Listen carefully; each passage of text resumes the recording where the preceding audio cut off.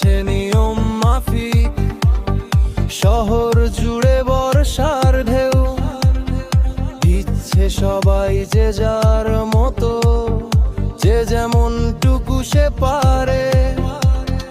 তোমার মুখের গর্ণ কেমন ফর্সা ছিলে নাকি কালো সেনেও, মনে নেই আর সেসব ছবি ফেসবুকেতে দেখা তোমার ধারে। একটু একটু ফিকে হয়ে যায় অচেনা সব মুখের রেখা, মনে রাখা আবার ভুলে যাওয়া, দুটোই তো তোমার শেখা।